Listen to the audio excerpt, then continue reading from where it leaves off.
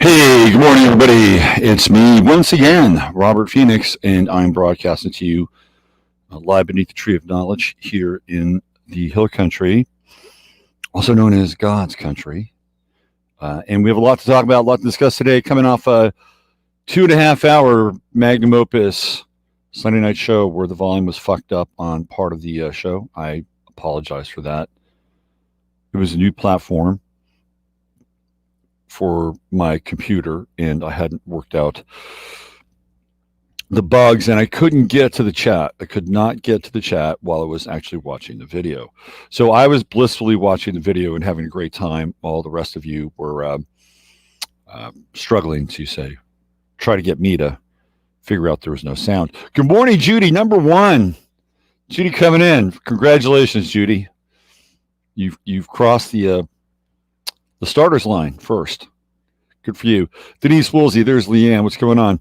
There's Mojo Mama in the house, baby.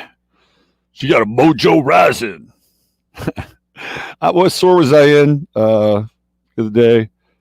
I was listening to, it was Natural Grocers. And I think they were playing Muddy Waters.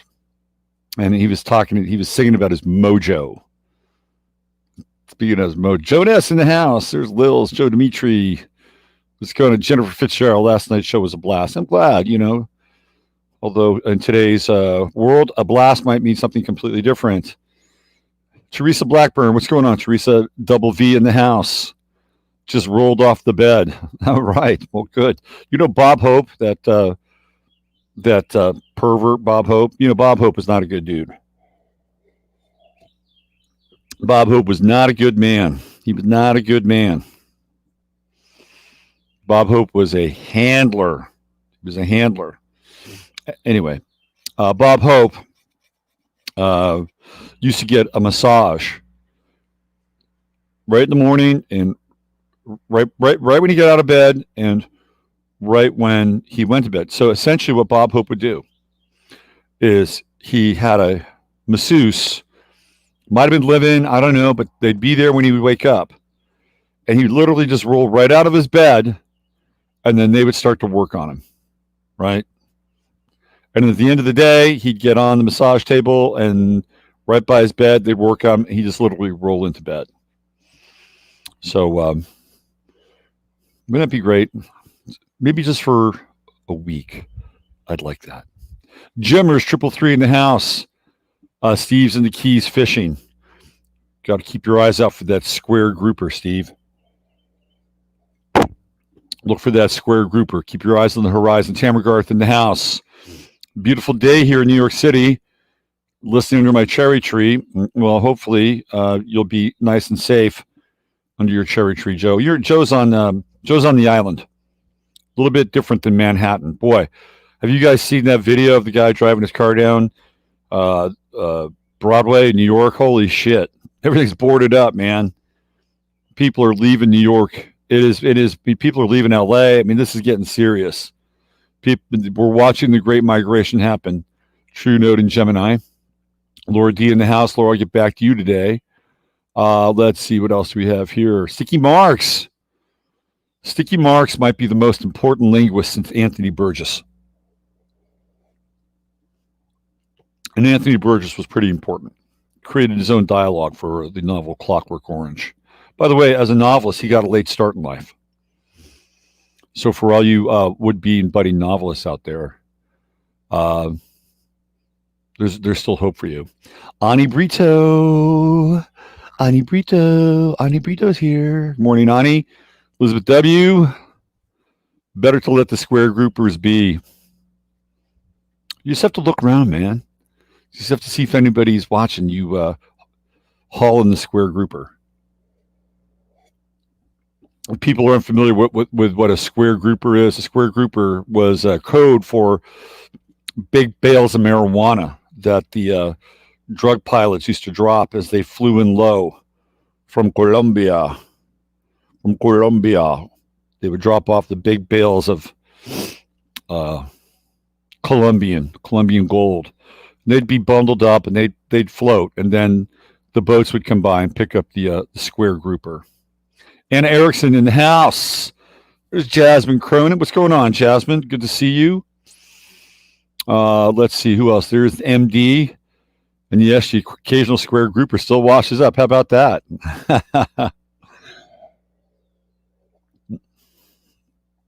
There's a good documentary, I think, on either Netflix or Amazon about those pilots. And then those pilots would eventually go on to become the cocaine pilots. I think a lot of those guys wound up working for Barry Seal in his operation to bring cocaine into Mena, Arkansas, where the Bushes and the Clintons would take that product, use it, divvy it up, distribute it. We know the story. Any updates on the Kerrville thing? Yes, it is happening. Oh, absolutely. The updates are, look, so part of what I'm doing, you have to understand here now, okay? I'm trying to finalize events for us to do, okay? This is part of the thing. I'm sending out a link today. Everybody who was there last year or who is part of the group membership, and I got to call all that information together, okay? You're going to get an email today. You'll get the link. And then what you're going to do is you're going to get your hotel room, and you're going to have to give me, just like last year, a $100 deposit, right, for the event. And then there's going to be a cutoff date for everything to be paid off by a certain day and time. And it's going to happen. Today I'm going out to a location to scout out an event for us. And if it's going to be a good location and I feel like it's going to be a good experience, that'll be part of the deal. Part of the challenge here now, just to let you know, is that not everybody is open for business, and not everybody's going to be cooperative. So I'll give you an example. One of the things I wanted us to do was I wanted us to kayak together. So there's there's the Guadalupe River runs right through Kerrville, and so I was thinking we could all do the kayak thing. Well, I went into the kayak business about 2 weeks ago, and you should have seen this. Okay, this is the guy that runs the kayak. He's the kayak mafia of Kerrville. So I go in there, and it is fucking 100 degrees inside this guy's shop. All right. There's no air conditioning. He's got a fan at the corner of the shop. He's probably, and this, by the way, I'm not being a waitist. Is that a name? A waitist? I'm not being a waitist, but he was overweight, way overweight.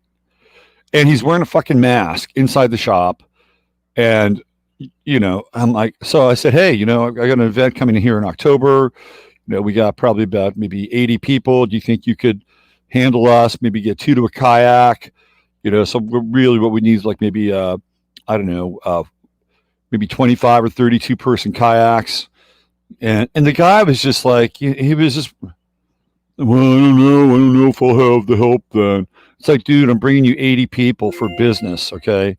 Don't you think if I gave you an advance or something, you might be able to get some people to commit to your event? And then just as I'm walking, I says, well, what do that's a lot of people.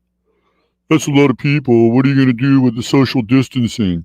So just to let you know, I'm just trying to get these things together, and I've got some good stuff planned inside of the hotel. That stuff's taken care of. This is what we're going to do outside the hotel that I'm finalizing. So today I'm going to a location outside of Lukenbach, and if it all works out, that'll be part of our Sunday event. All right, we're gonna have a Sunday event. It's gonna be offsite, be part of our Sunday event. But I have to go out, check out the location, and it's not just a location. It's somebody who's really special, and what they're doing is actually very, very important. So not only would you get to have an experience, but you would learn about something that I think for most of you would be near and dear to your hearts. Okay. I'll have more on that, and probably we'll do a small segment or part of Friday's show with this person and what they're doing. All right. So just hang in there with me. It's going to happen. It's going to happen. All right. I just have to finalize these last few things. And it's not easy. You plan an event under coronavirus and try to make it as normal as possible. So just letting you know. All right, let's get on with today's show, and talk a little bit about last night's show. I thought was a good show. I don't often go back and listen to shows, but I thought it was a good show, and I will say that I thought I just broke the shit down out of Kamala Harris's chart. Like for me personally, like when I look at the stuff that I do, that was like one of the most thorough scrubs I've ever done with somebody. Hey, get back in there. Hold on. Hey, get back in there. Get back in there. Get back inside. Come on, back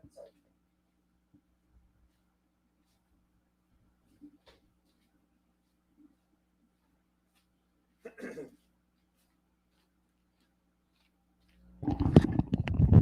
All right, it's kind of an experiment, actually. So I left the door open, just about that much, just to see what would happen. Here, I'll see if you can see it. But oh man, I got to get the camera right. Come on, camera. Here, hold on a second. I got to change this camera. I don't like this camera.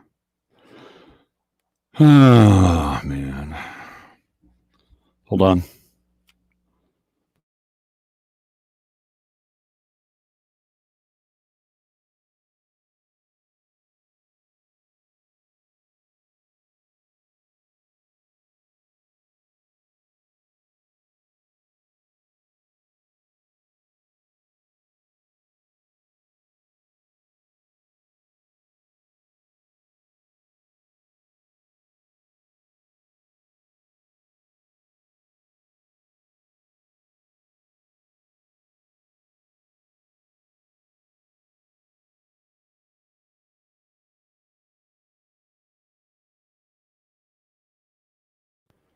All right. So anyway, that was Jasper. There's Jasper right there. He's by the door. I just had to herd him back in for now. All right. Yeah. So I thought that was a pretty good breakdown of Harris's chart. And her chart is actually kind of easy to decipher. I mean, we actually did that with a couple of times with her before. It seems like one of those charts that's just a kind of a telltale chart. All right, let's get into this. I'm just going to step out of the way. You guys just I'm going to get out of the way of this. You just like right there. Hold on. Let me do this. You do that right there. All right. All right. Dear blessed and holy Father, Mother God of the great central sun, within the universal light, which is the light of Yeshua, Sananda Emmanuel, we ask that only the highest and best information and wisdom and truth come through at this time, and that everyone here be blessed by and graced by the qualities of faith and compassion, trust, intuition, humor, strength, flexibility, compassion, empathy, courage, fortitude, commitment, and above all, love. We ask that any karmic residue be cleansed, purified, clarified, and removed from this stream, and that we may return to our experience sovereign as we entered, so be it. All right. Let's get to it. All right, where do we want to start? Boy, are we on Mars or what now? We are definitely on Mars. We are now in total recall mode. It was 130 degrees in Death Valley yesterday, supposedly the highest recorded temperature in modern history, 130 degrees. That's called hot as hell, okay? Hot as hell. And it's not just Death Valley. All over the U.S., temperatures are soaring, both climatically and also in terms of our emotions. So the first thing that I'm going to hit you with today is an event that happened in Portland last night. Of course, it's Portland. And this is something that is not great. I'm just gonna give it to you. Not great. Let's see what we have here. That was from me yesterday.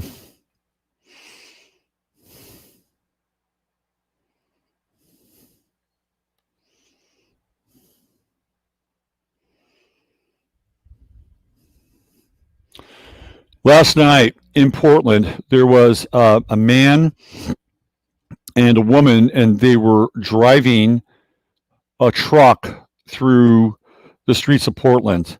I'm not sure why you would want to drive a truck through the streets of Portland. I'm not sure. I mean, unless you had to. I mean, absolutely had to drive through there. I just don't think it would be a very good idea. I don't think it'd be a very good idea at all. I mean, you've got to know what's going on. You have to know what's going on with the world. You have to know what's going on. You have to be able to understand where we are in our current climate, right? Our current political climate. It's not great. And if you're going to go through the streets of Portland, you're literally taking your life in your hands. So that's the first thing that I have to, bring up here, because it's not great. It's not great what I'm about to show you. I just have to scroll up here and let's make sure I get my links. What do we have here? Okay, that's me. I don't need to see me. Yeah, here we go. So I'm going to show it to you, right? I'm going to give. So you need to be aware now that what I'm about to show you is very graphic. So if you have an issue with graphic material, you may want to just look away or listen. Don't go away. All right. But this is, and I think this is going to be one of those events that's kind of a turning point event. I'm telling you right now, you will see this on Tucker Carlson tonight. It will not go unnoticed. And when people see this, it's going to absolutely make their blood boil. And I hope people finally understand what's happening here. This has nothing to do with equal justice. This has nothing to do with police brutality. This is when the brutality is now exhibited on force by the public. And I'm going to play this, and I have some thoughts about this. Okay, so let me make sure that we have all the audio synced up. I think we should, and I'll make sure that I pay attention to you so you can not only see the brutality in action, but hear it in all of its squalid glory. You're gonna break your shit, bro. Chill the fuck out. And then you really won't be able to get out of here. Stop. Yo, what are you doing? You didn't do nothing. Go get that license. You didn't do nothing, bro. Okay, so I want you to pay attention to this guy. Okay? Pay attention to this guy. He is wearing a vest that says security. There's a reason why he's wearing that vest. That'll be revealed later. Here we go.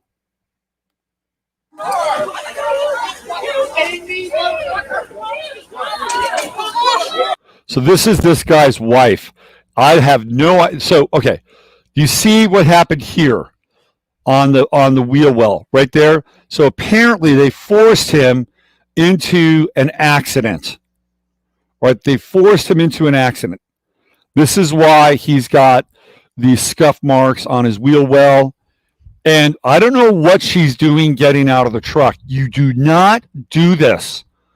If you are in a situation where you are confronted by these street thugs, these monsters, these demonically possessed, poor excuses of human beings, you do not get out of your vehicle. If you're in your vehicle and you're in a situation where it looks like it's about to get hot, right?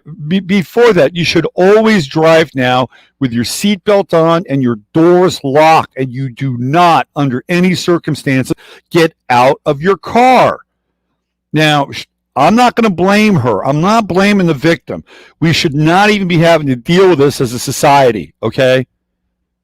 But this is their first mistake. His second mistake is opening the door. So this is where, here's where the slope gets slippery.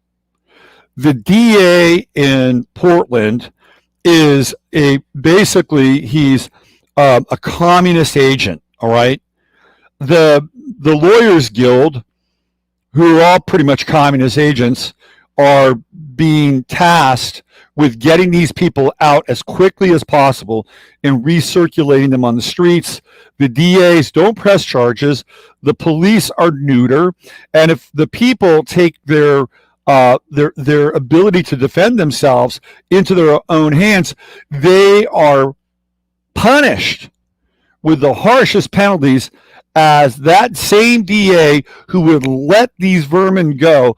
They in turn would punish these people with the harshest possible penalties and a vindictiveness that is clearly a sign of some sort of sociopathological behavior and truly embedded hate.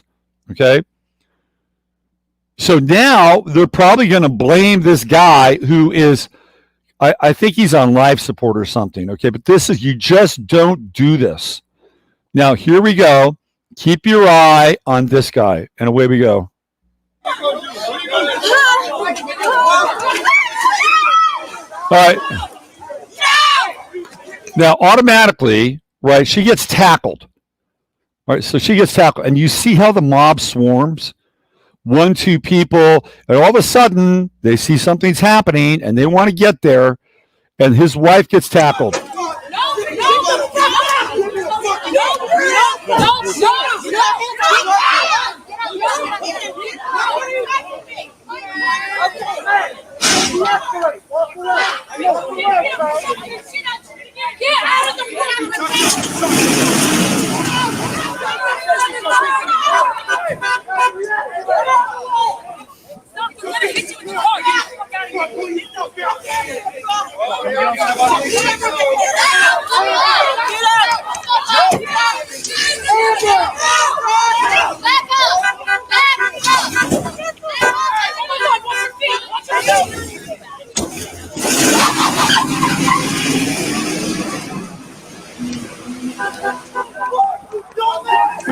Back up! Back up! Back up!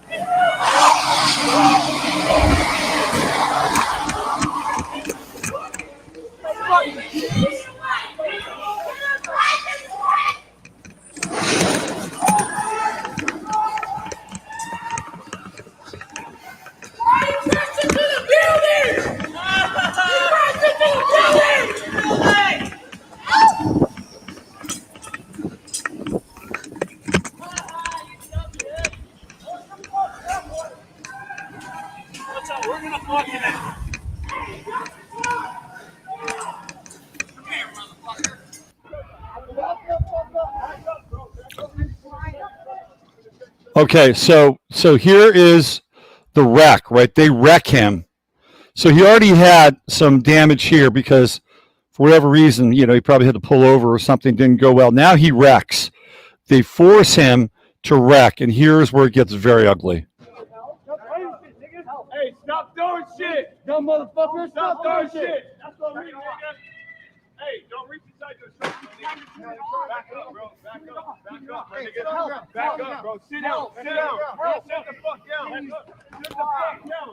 Okay, now they're trying to get this guy with the security thing to try to, cool down, right? They're trying to police themselves. Good luck. So here's the guy. They pulled him out. They pulled him out.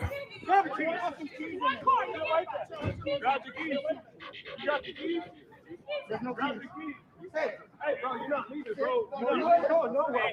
Push your ass down. Get your ass down, bro. Sit the fuck down. Hey, get your hands back. The key is off, my nigga. It's off. Stay the fuck down, nigga. Sir, keep your hands where I can see them. Hey, homie got it. Homie got it. Now they want to rob him. They want to rob the truck.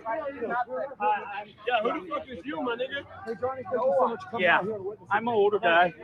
I'm just trying to get my homie home. Get the fuck out of here. Sit your ass down. He's sitting down, bro. Till the cops come, nigga. right here. Till the cops come, nigga. Where the fuck is your keys? Where's your wife? Where's your wife? Nigga. Where's your wife? She's right there. Right where? Right there. He's already got blood on his face. You know, she's trying to call me. I'm sorry. Where the fuck is she at? I'm sorry. She's trying to call me. Where's she at? She's trying to call me. Can I answer it?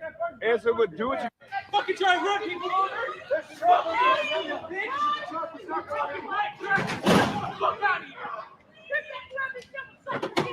Yeah, but it don't mean you gotta steal it. Yeah.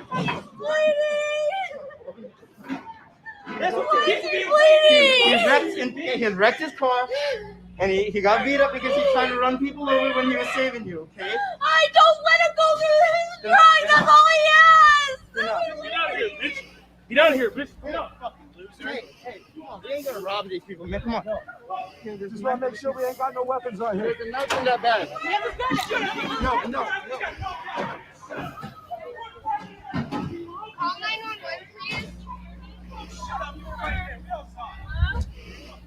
I need someone to call 911, please. Please, what do you think?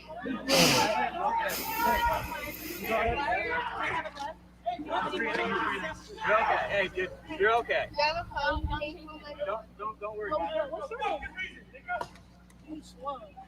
All this racism and stuff, you gotta stop. There's another flag right You gotta there. stop. They're trying to ran people over, nigga. Hey, man, I'm out here for a reason, nigga. I'm black, nigga. That's what I'm out here for. Here, Stop he's your out. ass. Nigga. Hey, guys, probably need to keep him on the side. He's bleeding out his mouth. You okay? Lift his head up, nigga. Yeah. Turn him over. Put him No. on the side. His neck is not broken. I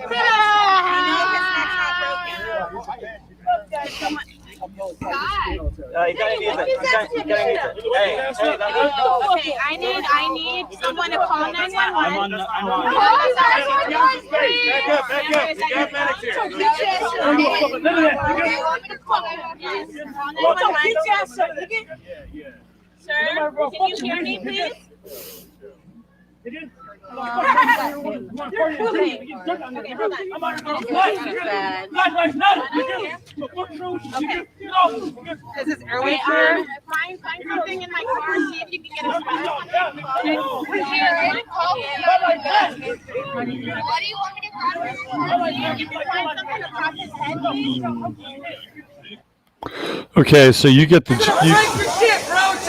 you get the gist of it, right? You get the gist of it. They're blaming him for hitting people because he's trying to get away, right? And apparently this guy in the security jacket, and it's very hard to witness this or watch this, but I urge you, if you're at all interested in the details of this, to watch it, because the guy in the security vest kicks him in the head.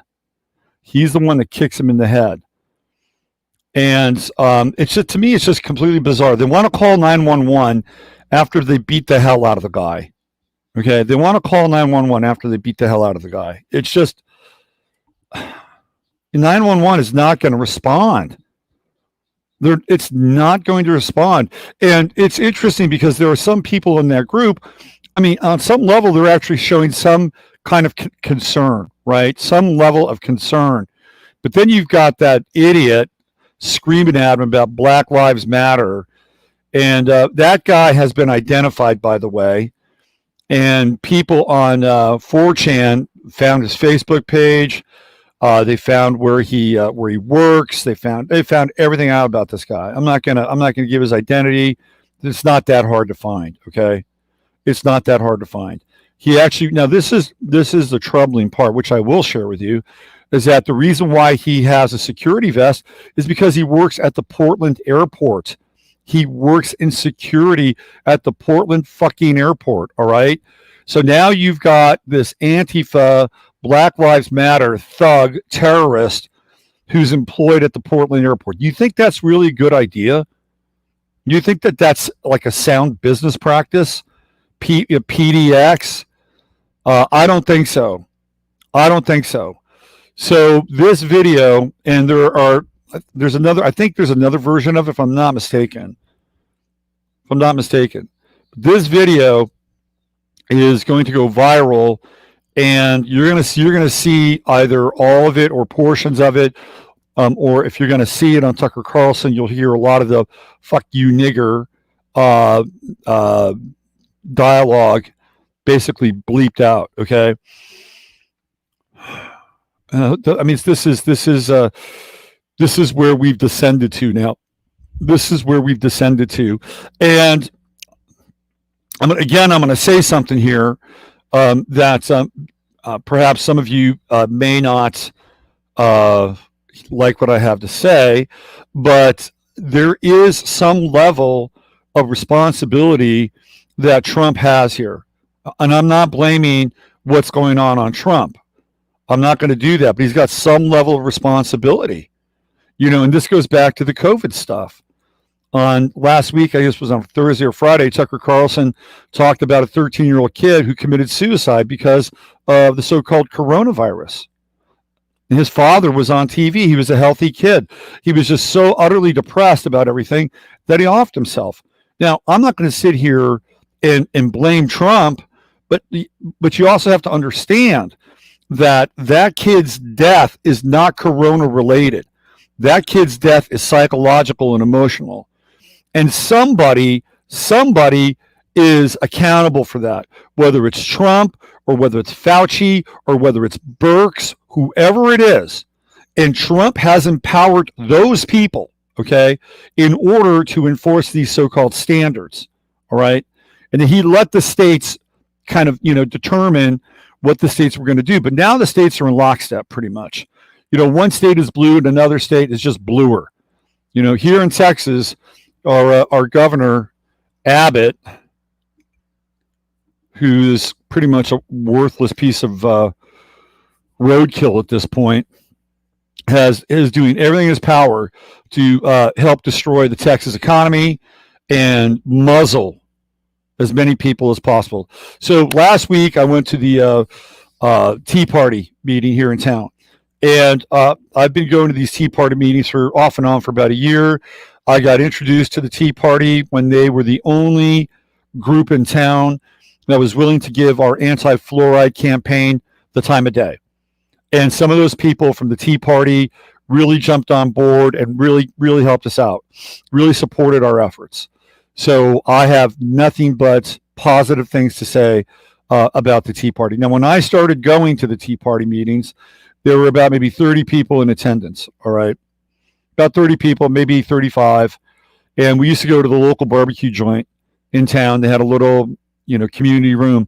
So the last meeting I went to on Thursday of last week, there were close to 200 people inside of that meeting space. And it was a big meeting space. It was standing room only, okay? Now, the featured speakers were Kyle Biederman, who's a Texas legislator who owns a hardware store here in town. I've gotten to know Kyle a little bit. We talk, we greet each other. He may not remember my name, but he knows my face. And I've talked to him in his hardware store. I've talked to him on the phone. I've talked to him at meetings. Kyle knows the score. He knows the score. The other guy that was there was Chip Roy, who's a first-time congressman from this area. And I know that a lot of people here are just anti-government in general, and I understand it. And and I'm actually, with that sentiment, for me, as little government as possible. And this guy, Chip, I have to say, is a solid guy. And I just, you could just tell he's a solid dude. You know how people just kind of ooze character? You're like, they're adults. You know those people that I'm talking about? This guy's one of them, all right? And he was basically, trying to get people to understand, where things are or aren't. That there's really this kind of, there's a real blockade right now. Like Abbott won't even meet with any of the state legislators. He will not even talk with them. Abbott has gone into a bunker. And the people in this town are visibly upset for a number of different reasons. Now, one of the things that's happened here in Texas is that unless you have 51% of your business serving food, you cannot be open. You can't be open, which is, to me, it's utterly fucking ridiculous. By the way, do you know where they have that rule? Do you know where I used to live in Seattle, and if you were going to be a bar or serve alcohol in Seattle, you had to serve food. You had to serve 51% of your menu had to be devoted to food. If you didn't do that, guess what you were? You were a tavern, and all you could do was sell beer and wine. So, what we have now is the old Seattle model here in Texas. Gee, anybody notice that? So Abbott has made this mandate. Now, here in this town, inside the town, inside the city limits, most of the places that you're going to sit down and drink, if that's what you want to do, also serve food. So a lot of the places here are kind of covered. However, outside of town where there's wineries, that's not the case. So these wineries, which are prolific, there's probably too many of them, just to be honest with you, okay? But I support and promote the people's ability to do business. These wineries are being shut down because they don't produce food, right? Or they don't serve food. It's not just wineries. There are breweries and there are distilleries. Same deal. Same deal. If you're not pumping out the food, you're not allowed to have the people come in, wear a mask, get to their table, sit down, take their mask off, eat, put their mask on, go to the bar, take their mask off, order a drink, put their mask back. It's just fucking insanity. I mean, this is just a Kafka-esque kind of, no, this is the castle and the prisoner all rolled up into one, or the trial, right? The trial and the castle all rolled up into one. So now these wineries are being shut down. And first of all, the wineries have to have a portion of their land dedicated to growing grapes. Okay. So if they're not there to tend to their grapes, then their grapevines are going to die. They're going to die. And there are people that come out here to have a wedding or to just relax and have a few glasses of wine. You know, there's less reason for them to come out here, which means people that have, you know, a cottage or an Airbnb, like our friends in North Carolina, then guess what happens? They don't get guests. And when they don't get guests, then their business goes downhill. And if their business goes downhill, then it has a domino effect with everything. So Abbott has made this declaration. He's gone into a bunker. He won't even talk to people. And I said this, I think last week, but Kyle Buterman shared with me that if you want to get on one of Abbott's committees, especially any of the committees that have to do with health, you know, the status of health, public health, safety, emergency stuff, whatever that is, right? That you have to essentially pay, you got to go out of pocket. I think it's $50K. You got to pay Abbott $50,000 just to have a conversation with them. That doesn't mean you're going to even get on the committee. Okay. So what Abbott has done is he's taken a law that was on the books here, and it was a law that was specifically passed for a natural disaster. You know, so that would be a hurricane or floods, or, you know, we had apparently Texas had terrible fires, I think around 2010 or something like that, out in Bastrop in that area. It's for that kind of thing. And then what Abbott did is he seized that bill, he seized that law, right? He seized that and used that and applied that to the coronavirus. And now he's got this whole thing with the 5150, and they've got the Texas Alcohol Board, the TAB, closing shit down. Okay, they're closing shit down, and people are really now starting to get riled up. And this is what he was telling us, or what he's told me. And then Chip Roy shows up, and he basically says the same thing is going on in Washington. That they just can't get anything done. They won't meet. Nothing is happening. And to Chip Roy's credit, you know, the guy is supposedly a Republican, and whatever that means. I think he's more of a conservative and less government guy. And Trump went out and he did an executive order on passing the stimulus so people can continue to get money because, you know, the Congress wasn't going to be there. They were going to blame it on Trump. And he said, while he understood that it was important on some level, he has also been questioning the executive branch's powers in order to do something like that, right? Because in this instance, it might look good and it might stop the bleeding a little bit. But what happens when Kamala Harris becomes president and Joe Biden steps down? That same executive order, that same executive power that Trump used in order to extend the stimulus, well, guess what? We got another bug sighting here. Now, who's this today? Who dropped in today? That they'll use that to, she'll use it to ban guns or do whatever, right? So Chip Roy is actually, he's on it, right?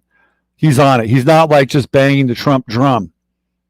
He's actually questioning whether or not the executive branch should have that much power and authority. What kind of bug is this today? All right. Okay. Now he's on his back. And what happened? Boy, his takeoff was a big failure. Decided to fly, and then he flipped over on his back. So I gave him a little hand. Actually, a little breath. So there are people are waking up, man. I've never seen that many people inside of that meeting. And I'll give you another little example here. So there's a woman who lives in town, and I got to know her like about a year and a half ago or so, roughly. And I remember the first time I met her, nice person. And she said, I hear Beto's coming to town. Oh, really? She said, yeah, I hear Beto's coming to town. What do you think of Beto? I'm like, well, I got to learn more about the guy, right? I knew about Beto. I didn't want to say anything at the time. I didn't want to say anything for a number of reasons. Let's put it that way. So now, guess what? She's at the Tea Party meeting. Okay. So I'm just telling you people, right? I'm telling you people the tide is turning. But at what's the cost here? What's the cost? How much carnage on the streets of Portland will it take? How many youth suicides will it take because they can't handle this coronavirus thing and the isolation and the mask wearing? At what point are we looking at diminishing returns? How much is too much? I think we've already passed that threshold, by the way. Apparently, the death rate, the murder rate in New York City just went through the roof in the last 72 hours. Through the freaking roof, okay? Let me see if I can find here. 49 people shot in the last 72 hours in New York City. This is where we are. 49 people. It's right here. It's on Zero Hedge. I'll show you. You think I'm exaggerating? That I'm padding the stats here? No, I'll show you. Where are we? Let me pull it up. Hold on. Let me get Zero Hedge up here. That way you can see it. Jennifer, what's her name? Jennifer, the one that was in the Hunger Games. That Jennifer, she just sold her place in New York City. Gee, I wonder why. Jennifer Lawrence is her name. Here, I'll show you. I'll show you exactly what I'm talking about.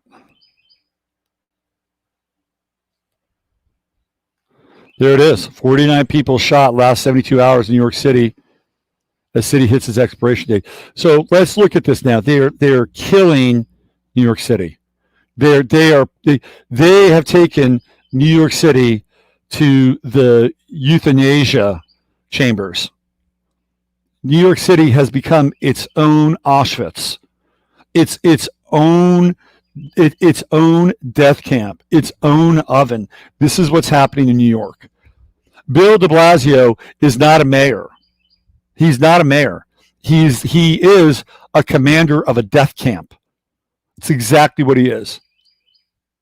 The gentrified New York City that made the Big Apple the envy of billionaires, oligarchs, child molesters, and money laundering criminals from around the world is no more, and in its place is the hellish New York from the 1970s. According to The Gothamist, between Thursday and Saturday, 49 people were shot in the largest city in the United States as the uptick in gun violence continues this summer and is rushing to catch up with the other progressive paradise, Chicago. This is where we are.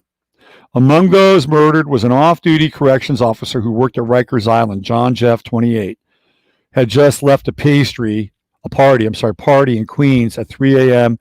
on Saturday morning when he was shot in the head and the chest. Lovely. What are we talking about here? We're talking about mindset. Mindset. This is a tragedy. This is a tragedy. Charlene and I are keeping this young man's family, loved ones and brothers and sisters in our correction, New York City, in our hearts today. An investigation into this cowardly attack is ongoing. If you have any information, please contact the NYPD. Yeah, good luck on that. If you have any information, try to contact them. First, I'll try to get somebody on the phone. That ain't going to happen. And I'll be straight up and honest here. If this corrections officer did not happen to be so-called black African American, Bill de Blasio would not be tweeting about it. He's just a fucking, he's a fucking scumbag. Okay, he's a scumbag. He doesn't care about this guy. He doesn't care about his family. He's just using this as a political tool. This is the cudgel, right? This is the cudgel. This is the virtue signal from hell. That's what it is. This guy should be run out of town. Run out of town. And in the old days, man, there would have been real justice for a complete despot like Warren Wilhelm, also known as Bill de Blasio. This is the guy who is the lead exterminator of the death camp known as New York City. That's him.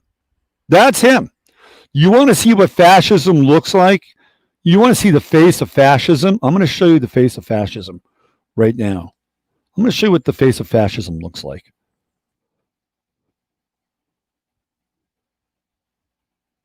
Let me show you. Get a good look at the face of fascism. I'm going to give you a bird's eye view. Bird's eye view. In fact, I'm going to give you a lot of looks at the face of fascism. You get so many looks, you feel like you've got, the eyes of a fly. You'll see all these various images of the same entity. Here he is. This is your face of fascism right here. This guy right here. Day by day, he is putting a nail in the coffin of New York City. Businesses are leaving. Restaurateurs are leaving. They're packing up. They're going to Florida. People are selling their high-rise condos. And who's going to be left? Who's going to be left? It's going to be the people who cannot defend themselves. They cannot defend themselves. Here you go. This is the face of fascism. Right here. Right here. Right there. Warren Wilhelm, also known as Bill de Blasio. Why is this guy even allowed to exist at this point? Why? Why? This is the big existential question. Why? How can somebody so fundamentally evil, so fundamentally predisposed, directed, and guided towards the destruction of an entire city and its people in violent terms? How can this guy be allowed to be in charge at this point? It is the worst case of absolute delusional / intentional enabling I've ever seen. The only reason he is allowed to do this is because he's allowed to do it. And there's a reason why. They want to destroy New York. They want to destroy Chicago. They want to destroy Los Angeles. They want to destroy Portland. They want to destroy Seattle. They want to destroy San Francisco. Why do they want to destroy it? Because when it's all done, when everybody's gone, when the stores have shut down, when the businesses have left, when the people have been murdered, and all that's left are essentially the people that cannot fend for themselves or even have the ability to leave, because now these moving companies are jacking up their truck rates. And where are they going to go? It takes money to move. It takes a lot of money to move, to get a new place, to hire the people. I mean, minimum, when you go from state to state, you're looking at $10K if you've got a household. Minimum. All right? Minimum. So why is this happening? The reason it's happening is two words: Agenda 21. They want to burn down the cities. They want to completely remake them in their new vision, which is the smart city driven by 5G networks and the Internet of Things. All right. That's the plan. They don't want anybody owning anything. So the people that own shit, right, the people that own their businesses or their restaurants, they're going to move. Because what are they doing? They're protecting their ownership. The same thing is happening in LA. Joe Rogan's leaving. Lou Ferrigno left. There are a number of people that are just getting the hell out of LA because LA is doing the same thing in its own way that New York is doing. Now, which one is going to be more dangerous? I mean, I really think that's the question at this point. I think New York's pretty dangerous because you're on an island. And if they shut down the tunnels, like, you're just not getting out. It is really escape from New York at that point in time. It really is escape from New York. That's where it's at, okay? LA, you could still probably get out, but LA has a whole different set of issues than New York does. And the issues that LA has is the deep gang of infestation in Los Angeles. Like, you have some gang activity in New York, but it's nothing like LA. Trust me. That's where the Bloods and the Crips started. They all started in LA. You've got MS-13 coming up from Central America, all planted in Los Angeles. You got Japanese gangs. You got Chinese gangs. You got Korean gangs. All right. So the gang world is really big in Los Angeles. Really big. Bigger. The gangs of New York are really the bankers. Those are the gangs that run New York. The gangs that run LA are real gangs. Real people with real guns. Well, they're not real people, but that's what we're talking on the streets, right? It's a different kind of gang mentality. But people are leaving LA now, and now apparently, if you move, what Gavin Newsom is trying to do, like if you want to take your money out of a bank in California and you want to relocate your money wherever you're going, guess what Gavin Newsom is going to do? He's going to tax your money. He's going to tax your money on your way out of your state, okay? That's what's happening to pay for his failing fucking economy that he ran right into the ground because his Chinese overlords have declared that that's the thing that he should be doing. We're in a serious state of affairs, people. So now we're witnessing the great migration with the True Node and Gemini. And now people are moving around. They're going to Florida. They're coming to Texas. They're going to Idaho. They're going to the Dakotas. They're going to Wyoming. They're going to Montana. Some people think they could go to some of these other states like, Arkansas or whatever. You got to be careful, though. Some of these other states are just as bad and corrupt, or if not more, than what we're seeing with New York and or California. Let me give you an example. Let me show you what they're doing in Arkansas. Okay. Oh, here, before I leave New York, I'm going to show you just how far and what people are willing to stoop to now in the lawless streets of New York City, where order has been abolished. Look at this. ATM ripped out of Manhattan deli wall as new crime trend hits NYC. They are just pulling trucks up with chains and all kinds of shit and just ripping stuff out of the walls. So here we go. We got robbed. We get robbed. We get killed. We are assaulted. But this is a new thing, said Jose Dario Collado, the owner of Yankee Deli and Grocery on Avenue C near East 11th Street. That got raided in the early hours Friday. Looties in style, and there's nothing we could do about it, he said, saying the pair caught on the camera assaulted his bodega and left damages retailing thousands of dollars. Who will pay me? The city, the mayor, the Small Business Administration? Video shows men in black sweats, face obscured from his hood, attaching a chain to the ATM as another man in red pants and dark t-shirt waits by a white van with its rear doors open. It is not clear how much cash was in it at the time. The NYPD immediately released data on how many such robberies have happened. But Fernando Mateo of the United Bodegas of America said that the industry's seen more and more of these ATM grabs. It's like out of a movie script. They must have seen this on TV, he said. No, they haven't seen it on TV. What they're doing is that they are taking lessons They're taking lessons from professional thieves, right? They're taking lessons from professional robbers. You know, so this is the level of anarchy that New York has descended to, right? So I'm going to show you now that not every state is a safe state to go running to. You better be careful where you decide to plant yourself. This story goes all the way back to July. Arkansas National Guard transporting COVID-19 patients to isolation facility. So you think getting out of New York and headed to Arkansas might be your state of grace, your new landing spot? Think again.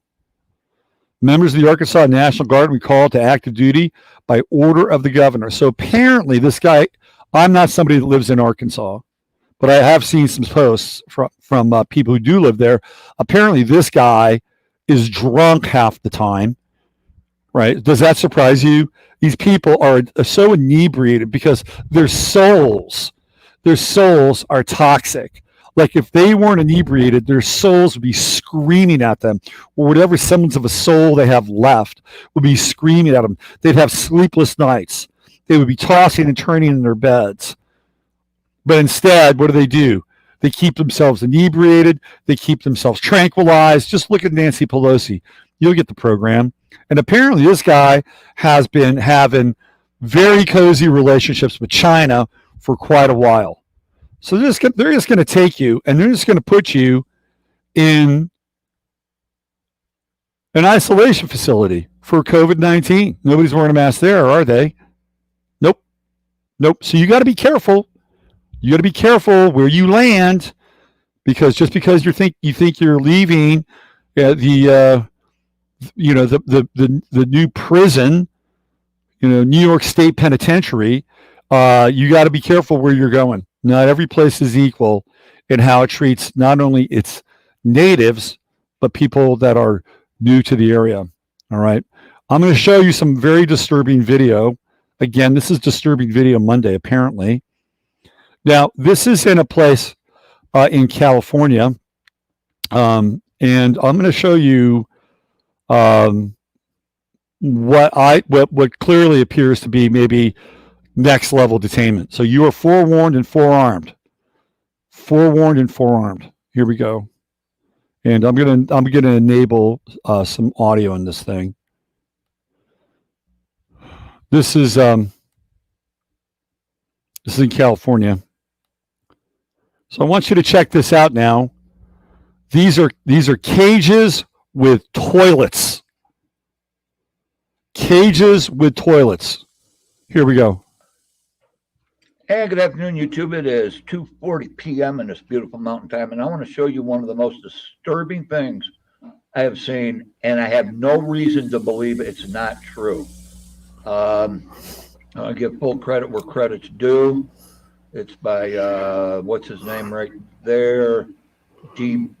DeBronci, something like that. You can see it. Let me see if I can. Okay, this guy's kind of embarrassing. It says Dre Bonacci. His name is Dre, first name Dre, short for Andre, most of the time. Bonacci is the last name. Okay, let's go. Step up your game. Here we go. Blow it up just a little bit more. There we go. I don't know if it's his video, but he's the one I'm getting it from. And this, I muted the video because he does use a few choice cuss words because he is so freaked out by this. So I'm going to kind of narrate what they are seeing here. It is absolutely disturbing. Okay, so they're rolling through this thing. Who knows where it's at? It's called Carruthers, California. This is. It's what? Carruthers, California. Carruthers, California. These are cages. Now, what kind of animal would you want to cage up in something like that? Okay, but look, they have toilets in them. They have toilets in them. Now, I have never seen dogs, ferrets, cats use toilets. Well, I can't say cats, but and yeah, you can make an argument for dogs. There's a few. But you're not going to build cages with toilets in them for animals. You're going to build it for humans. This is completely nuts. And the one guy asked the other in the car, how many are there? And they just don't know. There's just too many. Too many to count. Well, these aren't for migrant workers or anything. You don't build cages for migrant workers. You build little tiny shacks or something. Not cages. These are cages with toilets in them. I am going to look on Google Earth and see if I can't find anything. This is just absolutely insane. So you get the drift, you get the gist. If you think wearing a mask is bad, if you think like not wearing a mask is bad, okay? If you think not wearing a mask is bad, then you need to, like here, let me rephrase this. If you think risking not wearing a mask is bad, take a look at that video. Because, ladies and gentlemen, in a probable future, that is your future, okay? That is your future in a probable future. I'm not saying it is the future, but in a probable future, it is the future. So you better figure out where your line is. You better figure it out real fast. Is your line going to be the line that's been drawn right in front of that little cage with a toilet? Is that your line? And at that point, that your line is way too close, okay? It's way too close. So you better figure out where your line is. You better figure it out fast. Okay. They don't make those things and just keep them around just for the sake of cosmetics. Now you can go, you can watch that video, draw your own conclusions. Draw your own conclusions. So, you know, what we're looking at is we're looking at New York being set up as a prison. Chicago, they're going to draw you. They close Chicago off. It's a prison. They could do the same thing with Portland, right? Portland sits on a river. You want to get into Portland, you got to cross that Willamette Bridge to get into Portland. They could shut that down. They could shut the freeway down. They could shut the roads going outside, going out of Portland. They could shut it down easily. Easily. Seattle, that's another place they could shut down if they wanted to. You know, you got to take a freeway into Seattle. They could shut the, what is it, 35, I-35? They could shut it down both ways. And then all they have to do is shut down the access from some of the other roads coming in from, like, what is it, Issaquah, you know, where Microsoft is, right? They just shut that down. Easy. They could shut a lot of these cities down just like that. No problema. Los Angeles, a bit harder, obviously. There's a lot of ways you can get out of LA, but they're making it more difficult financially for you to leave LA or California in general. They're going to tax you before you leave. Absolutely. And by the way, they're going to start to raise the state tax for people who are, quote unquote, wealthy. And what do you think those people are going to do? Now all of a sudden, oh, geez, maybe this conservative thing sounds a lot better. I want to keep my wealth. So maybe I need to get the hell out of here. It's going to be very interesting to see how all this shakes out as we are living through the summer of mass migration and movement.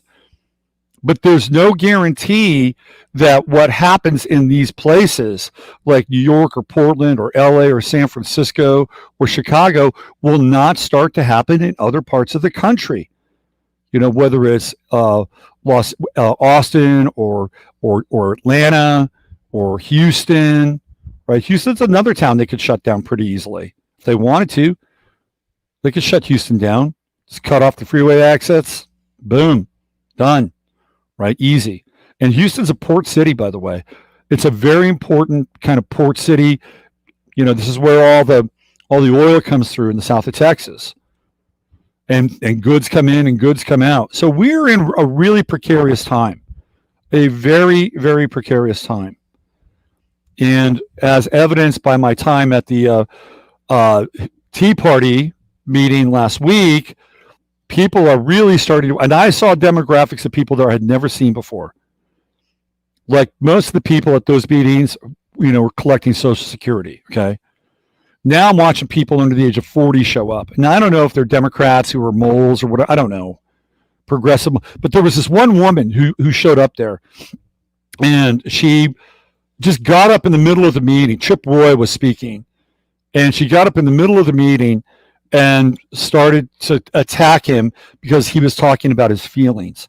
And I've seen this woman before. I went to I crashed a Democratic barbecue a couple of years ago. And I was riding my bike around. It was on 4th of July. And they were there, it was like a bunch of cars. I'm like, hey, let me pull over, see what this thing is. And I found out it was the Democratic Party. And they were having their 4th of July barbecue with the candidates for the upcoming 2016 election. So I had some food, I had a glass of wine, and I listened to what these people had to say. And I actually went up and talked to some of the candidates. It was enlightening in its own way. And I will tell you right now, the judge who was running for re-election was one of the most bizarre people I ever witnessed. She was about 5'5", Latina, pretty good looking woman. She's a judge, and she looked out at everybody and she said, "I am the most powerful person on this property." She said that. That was the first words out of her mouth. I am the most powerful person on. She's an activist judge, and she was telling it like it is.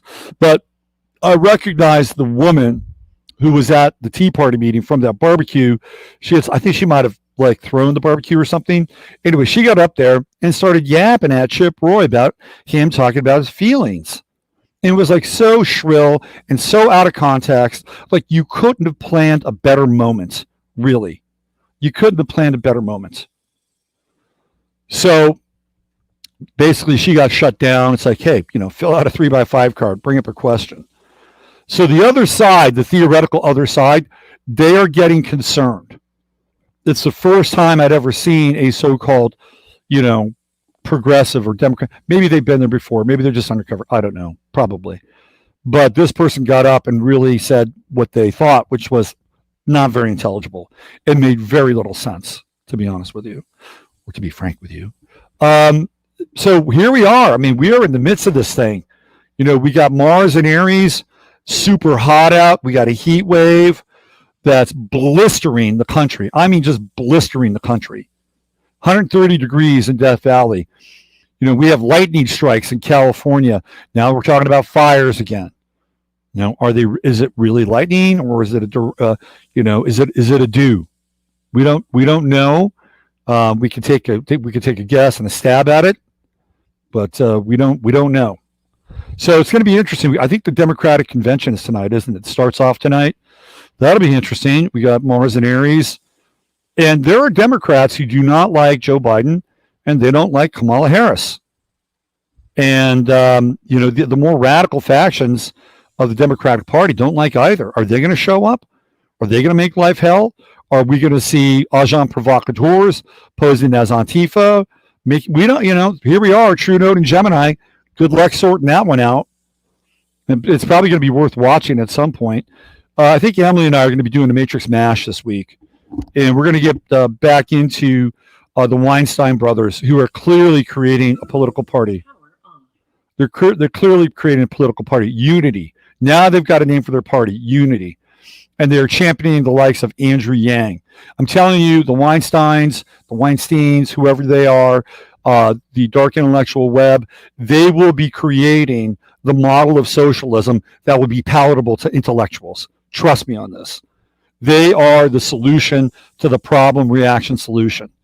People ultimately will reject the Bolshevik style communism that we're being thrown into our faces, right? It's being shoved into our faces every day.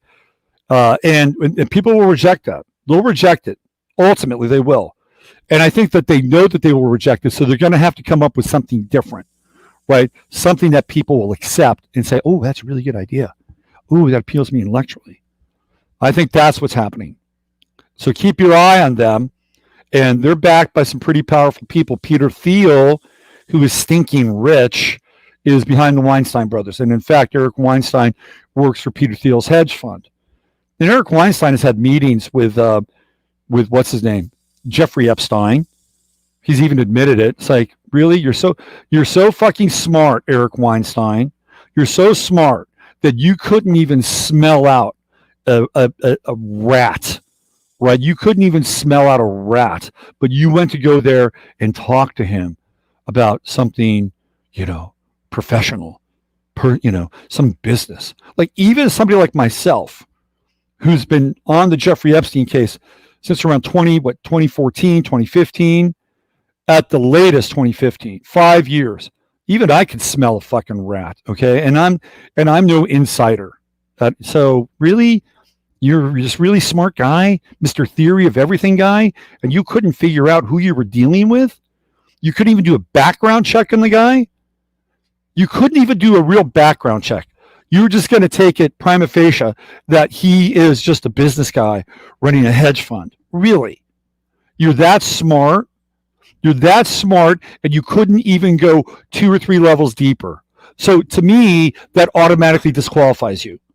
Automatically disqualifies you, Eric Weinstein. That's just a lame excuse. Well, we were just there to do business, and once I got there, I realized that he was not a very good business person. He really knew nothing about economics. But you're there. You're there. You sat down and had a conversation with the guy, okay? So if this is 6 degrees of Kevin Bacon, you're hugging Jeffrey Epstein, literally. Because, well, then we decided not to do business. But I don't get it. This guy's supposed to be a fucking genius, okay? And he can't even go 1 or 2 levels deeper with Jeffrey Epstein. This is not somebody I want in charge of a political party, even though he may think he's the smartest guy in the room. So we're going to be talking more about unity, the unity party, coming up, me and Emily, this week. This is so much to talk about. What about Shadowgate? People were asking me about Shadowgate. Okay. Let's break Shadowgate down a little bit. Now it's off YouTube, apparently. I'm going to leave a couple of links here in the show page. What you want to do is you want to go to Defango's YouTube channel. Defango is, he's, I actually like the guy. A lot of, so apparently, what's his name? Steele, Robert David Steele, that Steele character. Apparently he was going to pay Defango money so that Defango would not look into his past. This guy Defango is a really good researcher. Plus he's got a team of people that research with him. And he drilled down into Millie Weaver. He drilled down into what's her name? Maras-Lindeman. Isn't it interesting that we have Mars and Aries, and we have somebody with, a hyphenated last name of Mars showing up? Tori Maras-Lindeman. Isn't that kind of interesting, right? So he did a deep dive on both of them. It's worth watching. The one that you really want to pay attention to is Tori Maras-Lindeman. And I talked about it last night and how basically she grifted a bunch of people to mine it for a fake benefit for Harvey. It was called Magic City Christmas, and a lot of people are suing her. Well, people are suing her. She's still in an ongoing lawsuit. And again, look, does that mean that somebody is unable to unearth the truth? No, I'm not saying that, right? But you begin to look at some breadcrumbs here and some patterns, and all of a sudden she becomes kind of a suspicious sort of individual in some ways. And one of the people she was going to bring to her event was Corey, what's his name? Mr. Pedo. Sorry, I'm thinking a mile a minute right now. Gotta slow down. Take a breath, Robert. Anyway, do a deep dive here. The thing with Shadowgate is that the Shadowgate material is out there. It's been out there. PFC Bergy has talked to other people who have done interviews with him. He says that nobody would touch him. That's not true. Other people have done interviews with him for this, IIA company that he works for. And is the information untrue? I don't believe it's untrue. This is one of these things where it's like a revelation of the method kind of video. They're showing you something. They're showing you what's going on behind the scenes.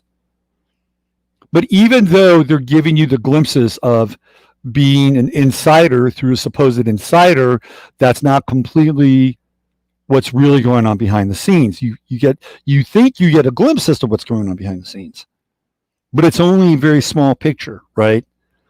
It's like if there was a big landscape picture and you saw a tiny frame of that picture and it was like 3 or 4 individuals doing something inside that picture, you would say, oh my God, look at that. But if you zoomed out, you would see a much bigger thing, right? And that's what they're giving you. They're giving you, a kind of a frame within a larger frame. And this is what they do to the masses all the time. And the masses, wrap their arms around and think that this is the truth. It's only part of the truth. So this is how they release things. And I don't know what's going on with Millie Weaver, if she's out of jail or not. And this whole story with her mother and the phone. I mean, to me, it's just bullshit. It's just bullshit. I don't know why she's there. I don't know if it was a ginned up DOJ thing to make it look like, she was really hot in the trail or something. I don't know. Go watch the video. It's over on BitChute. I'm sure you'll get something out of it. I'm sure you'll figure, but there are other people who have done stuff with this PFC Bergy. So really what Millie Weaver was doing was she was piggybacking on other people's material, which is fine, right? We're in an echo chamber and that's what people do. They piggyback on other people's material. So what's the differentiator? The differentiator is the connections you make and how you present it. And to a third extent, the technology you use to distribute it. Okay. That's a differentiator. Because a lot of this stuff is being regurgitated. Like you could go through any number of websites and find the stuff that I gave to you this morning. But I put it together in a way that hopefully you understand both the micro and the macro picture, right? So, there's other people that have done the Shadowgate stuff. It's not like we're looking at fucking Watergate here. Okay, it's not. But the way that it's presented, and then you have this Tory Maras-Lindeman, who is the so-called whistleblower and insider, along with this PFC Bergy. And now you've got this new spin. You've got somebody who can direct people through your YouTube channel. And then, it's like, oh, I'm getting the inside scoop from an insider. I don't know who this person is. And when you watch the Defango, and I'll put up the link, when you watch the Defango breakdown, you'll understand that this is kind of a dubious person. It's a dubious person. And how do these people get promoted on these so-called, red pill or patriot networks? How does she get so many people on her YouTube channel? How does she get hooked up with Millie Weaver and, basically is the voice of, inside intel for a video that cost at a minimum $100,000 to make for two people who really are kind of living sort of hand to mouth on contract work for Alex Jones? How does all this stuff happen? I'll tell you what happens. It's called intelligence agencies. That's how it happens. It's intelligence agencies. So intelligence agencies will use people like Millie Weaver, who I think is a tool. I think Millie Weaver's a tool. That's what I think she is. Not a tool in a bad sense, but I think she's a tool. She's being used. She's like a crescent wrench, and they're just using her. That's what I think. And she's happy. I think she's been happy to play that part and play that role. And they'll give her inside information like the stuff in Kentucky and the voter scam. And ultimately right now, what good does it do? They were able to prove what happened in Kentucky and how Andy Bashir got elected was a total scam and a total fraud. Well, good, right? What's it going to do? Now, I'm not saying that you should not expose the truth or not expose the lies. I think that we are responsible for that. And if we don't do that, then in a indirect way, Corey Feldman, thank you, in an indirect way, that you are denying God. When you do not speak from nor expose the truth, you're denying God. That's how the game works. So it's got to go on, right? But then what they do is they disguise the truth. They turn the truth in, they put a costume around it. You're not really seeing the real truth. You're seeing this costume. You're seeing this outer layer, which supposedly is a version of the truth, but you're not getting the total thing, right? And this Tori, she feels like a fixer. She feels like a fixer. She feels like a handler, and she may have some inside info. And even when you get to the handler level, sometimes handlers don't even know they're fucking handlers. And that may be the case with her, right? Maybe she doesn't understand, even with all of her intellect, because she appears to be a very smart person, that she's being handled. And sometimes even the smartest fucking people are the ones who are prey to being handled. Oh, nobody can handle me. I'm too smart. I've got too much of a bullshit detector. Oh yeah. And guess what? You're being handled, even indirectly. Like even myself, sometimes I have to ask, well, what am I doing? Why am I doing this? Why am I promoting that? Right. And I'm always trying to stay clean in the process. Okay. I'm trying to stay clean in the process because I don't want to give you propaganda that is going to push you to one side or the other side, because that's what they're doing. That's what they want. What I'm trying to do is to get you to think for yourself, peel back the layers, and try to make intelligent decisions and life choices that are based on things that are related to principles of sanctity and life. All right. The analog world, the organic world, the world of spirit, the world of pneuma, the world of mana, the world of God. You try to get to that place, and then you let that navigational system get into you and then drive and direct you.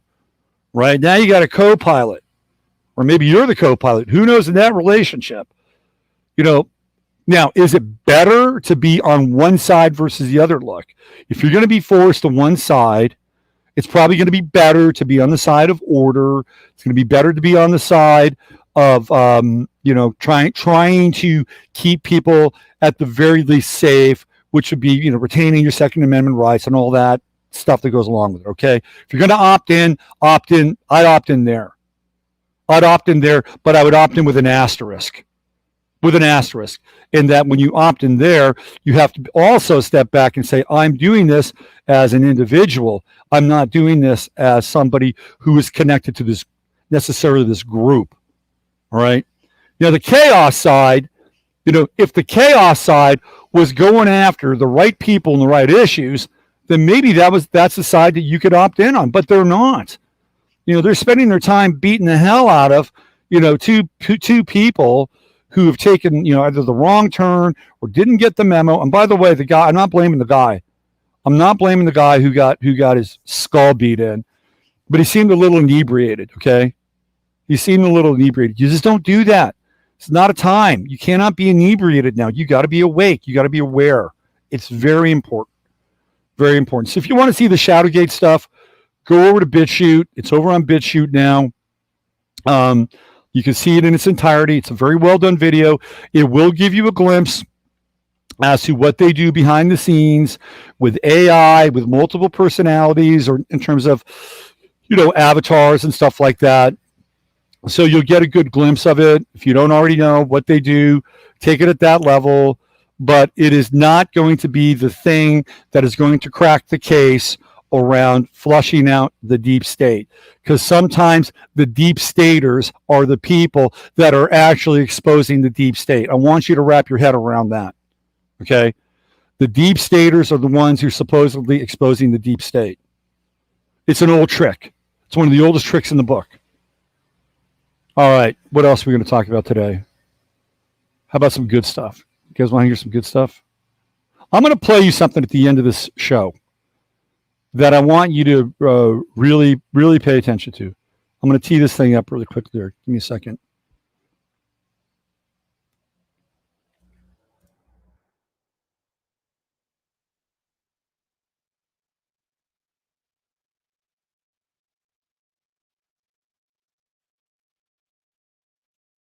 I'm going to cue this thing up at the end of the show so you guys can have a really positive, very, very positive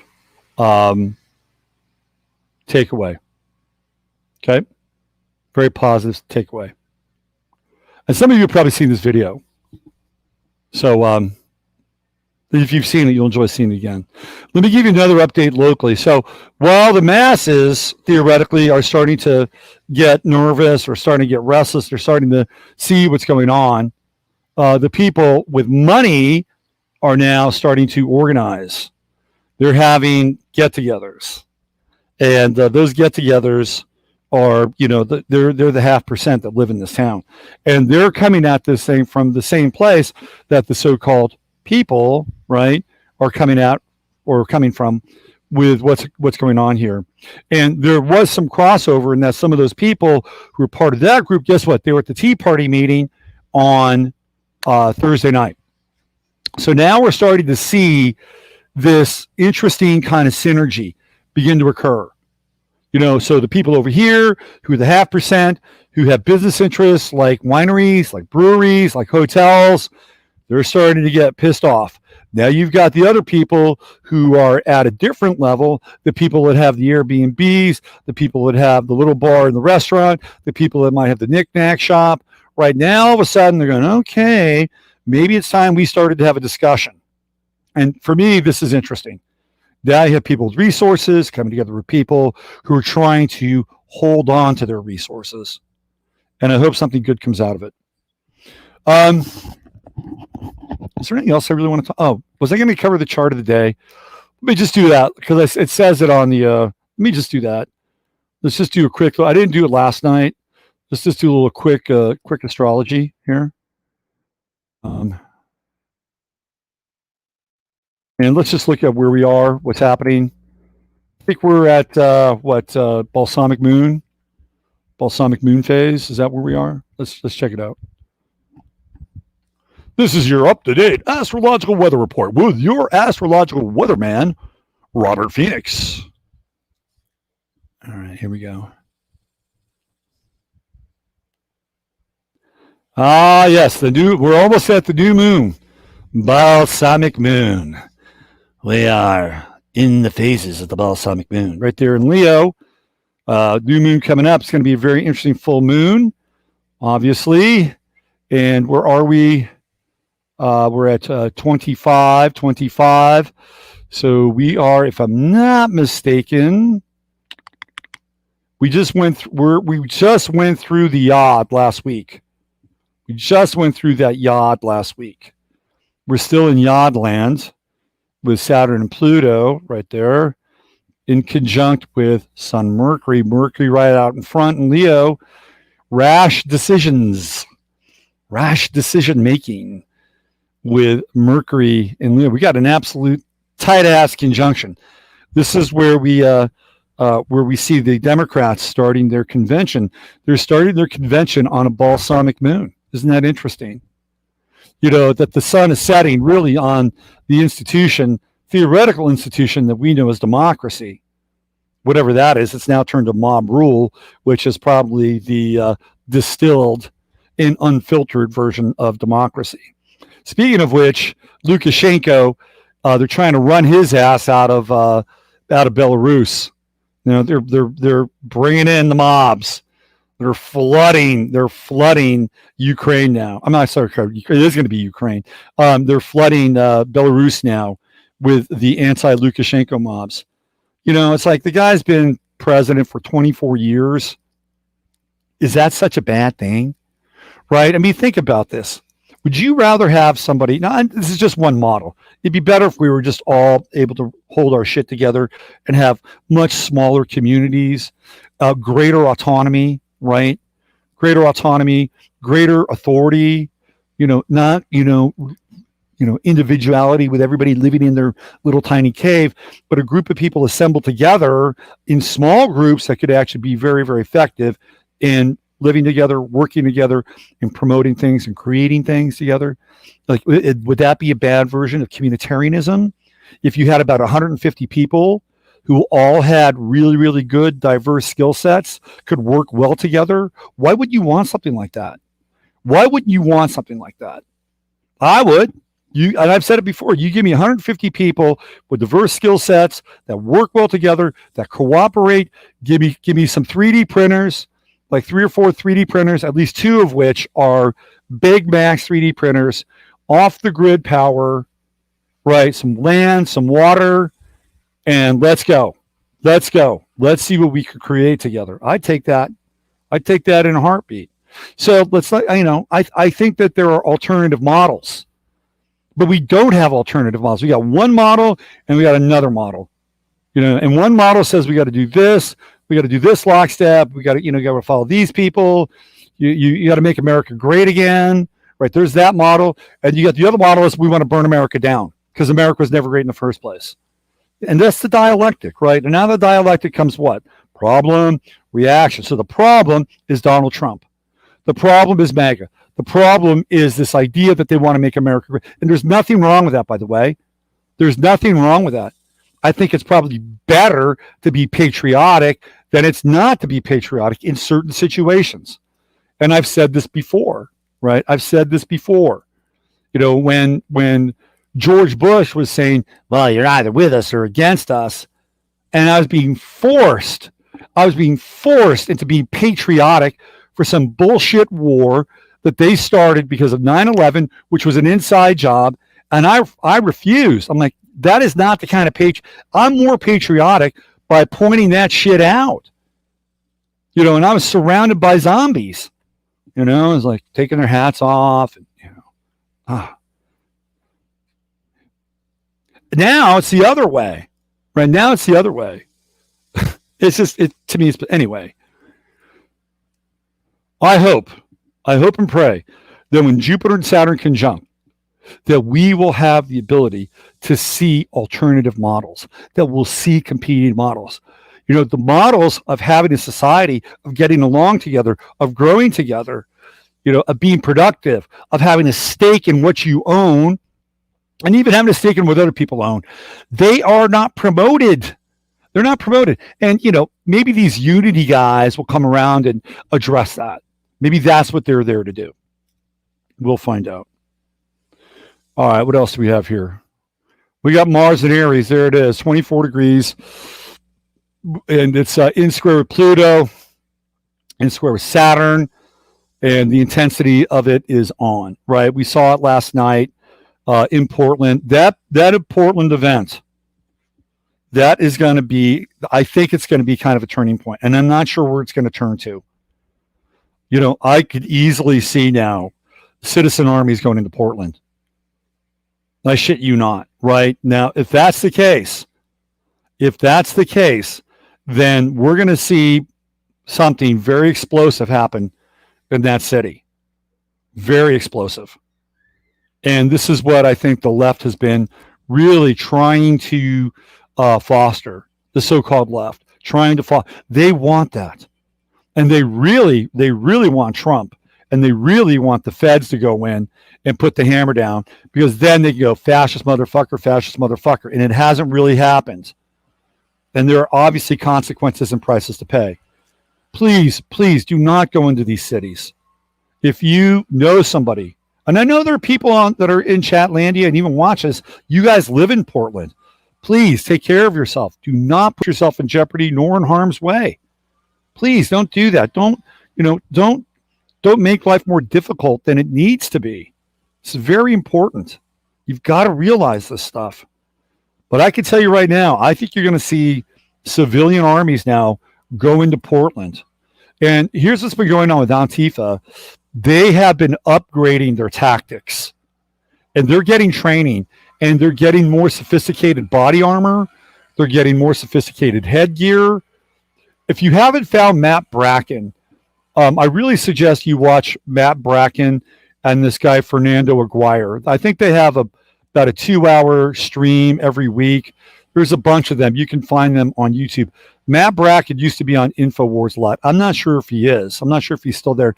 He's an interesting guy, and he always has very good insight into the strategies of how Antifa, BLM, the communists, and the Bolsheviks, he has strategies and insights into how they work. He studied, what they've done in Europe and what they're continuing to do in Europe, and how those models are then transferred to this country, and they're being rolled out. He says that the U.S. Antifa is about 2 to 3 years behind the European Antifa. Well, because of the internet and because of where we are at time, he should cut that in half. Probably about 1.5 years to a year behind their tactics, which are very scary, by the way. Very, very scary. So, I think Matt Bracken is kind of a must watch. I agree with maybe about 85% of what he has to say, but you really want to look at his insights into tactics and into strategies. and not just on their side, but theoretically on the other side, because let's face it, we are hurtling towards a civil war, and we're already pretty much there. We're already pretty much there. Is it good? Do we want a civil war? The answer to that is no. We don't want a civil war, but look what's happening. Our cities are being destroyed, and they're being destroyed by these despotic mayors. They're being destroyed. They're literally being, taking a tactical nuke to those cities. And some people say, well, good, let them burn to the ground, whatever. The cities are a symbol in some ways of a country's culture, right? When we think of New York with America, we think of sort of this bustling area filled with, commerce, for better or worse. Just stay with me here. Commerce. If you can make it there, you can make it anywhere, right? That's New York City, right? If you wanted to prove yourself, you would go to New York City. It was the proving ground. It was the testing ground. Because if you had any kind of merit, any kind of moxie, any kind of talent, any kind of grit, you could make it. You could do something in New York City. I remember the first time I went to New York, it just totally kicked my ass. Totally kicked my ass. And then the second time I went back to New York, it was like, okay, I'm ready for New York. And it was great. It was totally great. And I love New York ever since my second visit to New York. I've always had a great time there. Fantastic time. Interesting time. Metaphysical time, synchronistic time. So when I see what's happening there, I'm actually, more than just a bit chagrined. But what Matt Bracken talks about is he talks about being able to take care of yourself, to be able, if you need to defend yourself under what could potentially be extreme conditions. And what have we been talking about? Or what have I been talking about now for the last 6 months? It's mindset. You have to have the right mindset. In anything you do, mindset is everything. Chris was on the show with Steve on Friday, and she actually even commented on that. When she went into that situation without a mask, she knew before she went in there how she was going to handle it. And guess what happened? Guess what happened? The people who didn't have a mask were happy, right? They were happy to have her not wear a mask at all. Let me just throw up the chart of the moment real quick so you guys can see this thing. This is what we're talking about. There's Mercury. It's 25, 25, final degrees, third decan. That's the Aries decan, right? So Leo starts here. First decan, fifth house, second decan, Sagittarius' house, first decan right there. Boom. So we're in the Aries decan of the Sun and Mercury, which means, guess what? More Mars. More Mars. It'll be interesting to see where we're at 12 noon when the Sun and Mercury are going to be right up here at the top of the chart. That'll be interesting. So we still have that Mars square here. And we do have the Mercury trine Mars and the Sun trine Mars, which is really good for activity and getting things done. Take care of business, get things done. As of when I pulled this for, what was it? Chart of the moment, Pierre, South Dakota. Mars in the 7th house. Not ideal, unless you're, fighting, having sex, having makeup sex, working out. Mars in the 7th house isn't bad. By high noon, Mars will be down here in the 5th house, which would be very good for creative activity. This is just kind of a map for the week. We start off with the moon square Uranus. Emotions are agitated, especially as the moon dissipates when it's in the balsamic phase. So feelings of restlessness, being stirred up, agitation, being edgy. This is going to be happening now for the next 12, 13 hours as the moon shifts phases and begins to separate from Uranus. And then finally, when it gets into that new phase, we're going to have the moon in Leo. We're going to have Mercury at the final degrees of Leo, Sun at the final degrees of Leo. That's going to be an interesting time. So what are we talking about? We're talking about tomorrow, probably tomorrow afternoon as the moon moves into that new phase. It's a really good time for a reset. It'll be a good time for the reset. A specific kind of reset. Moon, Sun, Mercury, all trine Mars. So what you want to do is you want to get aligned. You want to get aligned. You know, you want to look at Tuesday, Wednesday to launch things that matter to you, things that you're passionate about, things that will bring a great deal of heart to your life and the life of others. You launch it. Go all in. All right. Thursday, it's all in. Find something that's important and make a commitment. Make a stand. All right. There. I feel better as we did the chart of the moment, which I said we were going to do. What do we got? We got 185. I'm managing to hold a fair amount of attention here. Okay, let me check in with you, and I'm going to leave you with a video that has everything that I just talked about. I'm going to leave you with a video of somebody who goes all in, and I'm going to show you what the effects of going all in have on. And to me, this really is indicative of the Leo Aquarius axis. One person who has the courage to go all in a moment, and how it spurs on a crowd. Let me see where you guys are at. Okay. Ask him to do that some Sunday night by highlighting his name. You can't have love without truth. I agree. What else do we have? Kestrel, same here. They're all over there. What else do we have? Talked with a friend in Sydney last night. Disappointing lack of insight.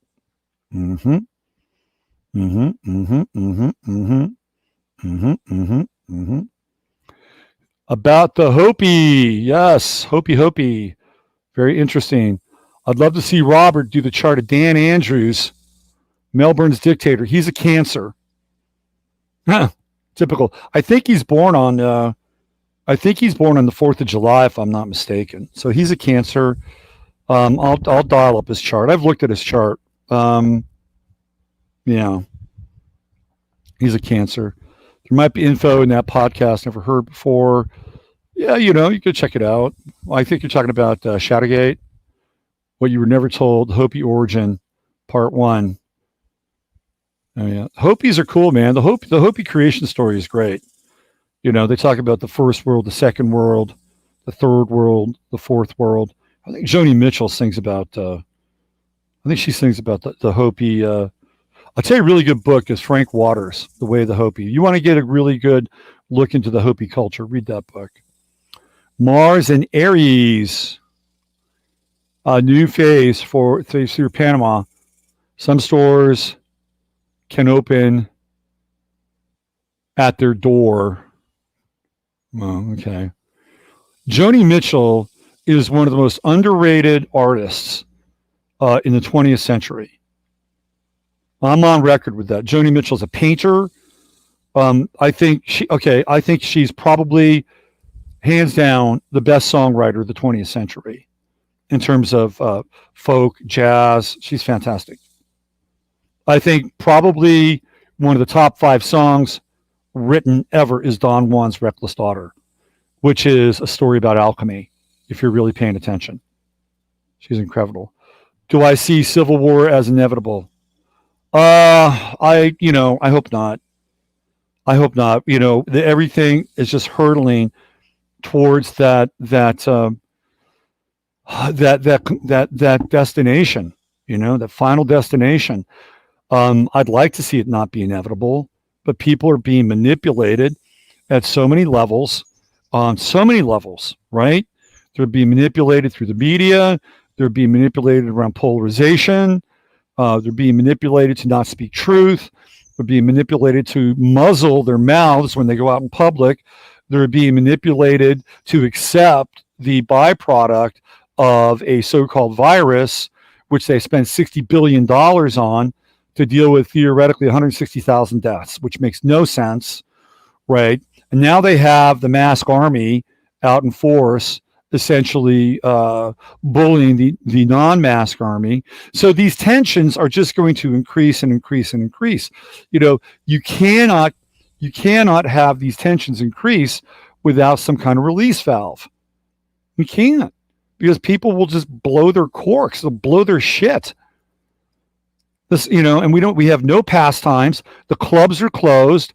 So you got all these people that might be hanging out in the club, or maybe they're hanging out in the bar and they're anesthetizing themselves. Instead, where do they go? They're hitting the streets. It's the new pastime. Try to go to a baseball game. You can't go to a baseball game. Not that Antifa would go to a baseball game, but you'd get a certain amount of people that might be doing something else. And now they're getting caught up in the protests. So they've basically shut down all these recreational activities for people, for the new non-spectator sport in America, rioting and looting. Welcome to the Hunger Games. All right, so I'm going to show you a video now that really is quite hopeful, and they actually played it the other night when I was at the Tea Party meeting, and I said I got to play this on my show, and I know some of you have seen this. And it's worth watching. Just remember the lesson here, okay? Remember that one person can make a difference, all right? One person can make a difference. And sometimes you have to get out front. Sometimes you have to look like a fool. Sometimes you have to commit to a course of action that might appear foolish to others. But if you do it long enough, guess what happens? It becomes contagious. All right, let's roll this thing.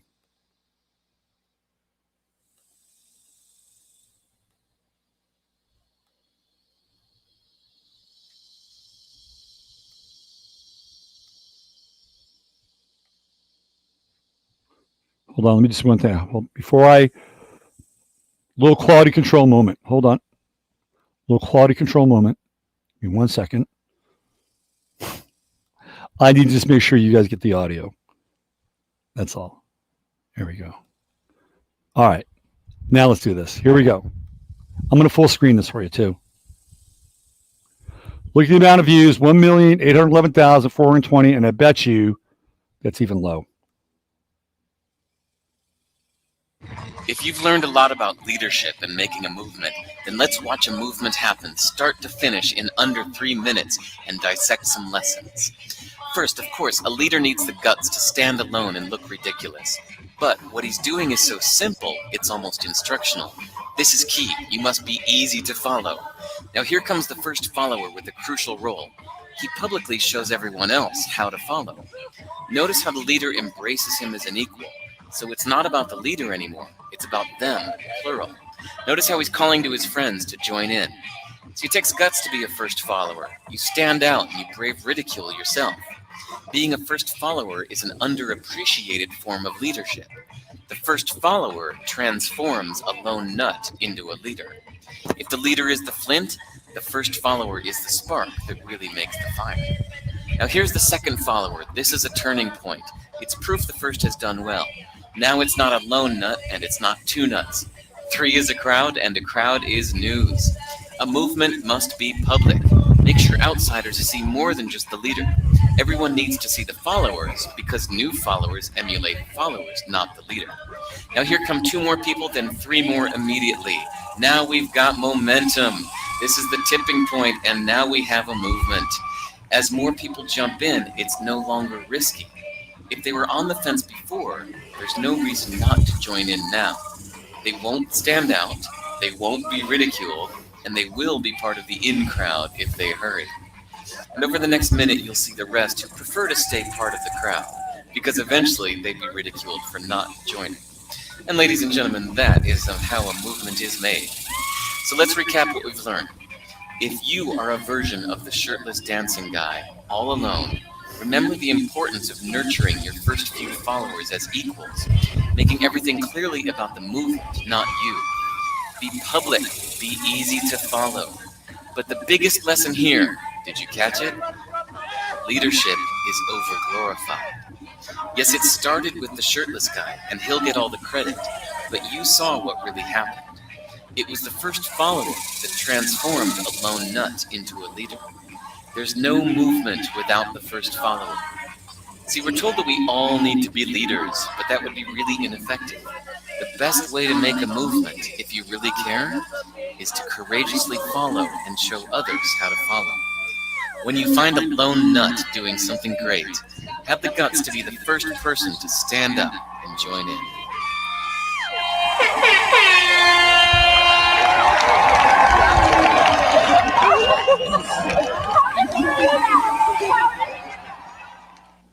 There you go. There you go. It's right there. There's the blueprint for how you get it done.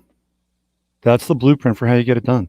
I'll have the link in the show page. Pass that along to people that you know and love. And looks like I've done a 2-hour show.